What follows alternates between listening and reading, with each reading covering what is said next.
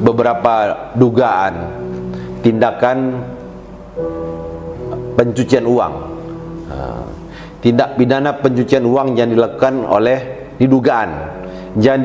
saudara Raffi Ahmad. Diduga ada sebanyak ada ratusan rekening yang dimiliki oleh saudara Raffi Ahmad ini merupakan kantong semar untuk mengelola uang-uang haram.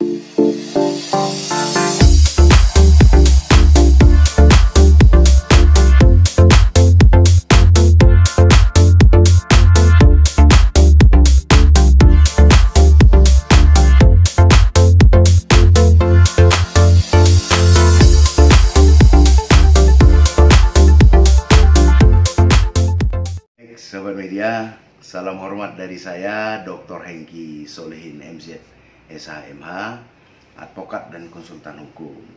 Sesuai dengan pertanyaan, apakah tuduhan Ketua NCW dapat memenuhi unsur bahwa seseorang tersebut telah masuk kategori menerima aliran dana pencucian uang?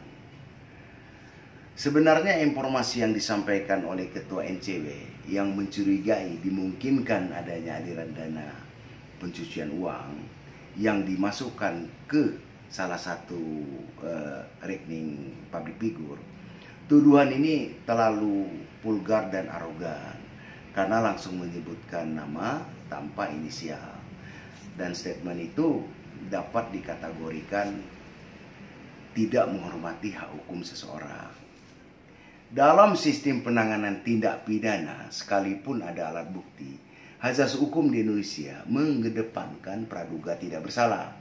Walaupun seseorang itu telah disangkakan, ditangkap, ditahan, dituntut, ataupun dihadapkan di depan pengadilan, wajib dianggap tidak bersalah sebelum ada putusan pengadilan yang menyatakan kesalahannya dan telah memperoleh kekuatan hukum tetap.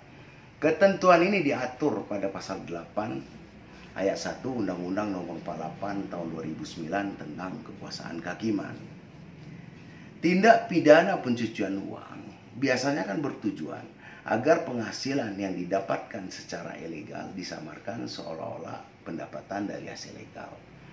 Dan di dalam menangani tindak pidana pencucian uang harus ditemukan pelanggaran hukum utamanya atau predikat crime. Dan jika pelanggaran hukum tersebut bertujuan untuk menghasilkan banyak uang maupun harta lainnya yang diinvestasikan baik melalui perbankan, pasar modal, properti dan lainnya, baru bisa dikembangkan delik-delik yang menghasilkan criminal process. Seharusnya kalau seseorang atau kelompok yang mencurigai dimungkinkan adanya aliran dana yang tidak wajar, sebaiknya segera buat laporan secara prosedur hukum. Undang-undang menjamin kerahasiaan pelapor dan pelaporan, sebagaimana diperjelas pada halaman penjelasan pasal 83. Ini jangan cepat gembar-gembor, dikhawatirkan akan timbul permasalahan hukum baru. Kalau mau kita kembangkan lagi, ada 3 tahapan sistem yang biasa dilakukan oleh oknum untuk melakukan pencucian uang.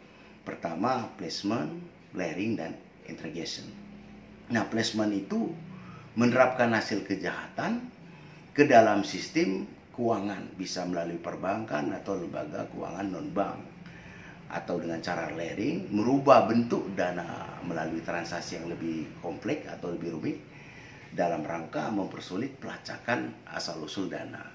Nah, secara interrogation, mengembalikan dana tadi dalam bentuk seolah-olah sah untuk digunakan bisnis atau investasi lainnya, dan mungkin saja dana tadi bisa dikembalikan untuk melakukan kejahatan. Itu saja dari saya. Terima kasih.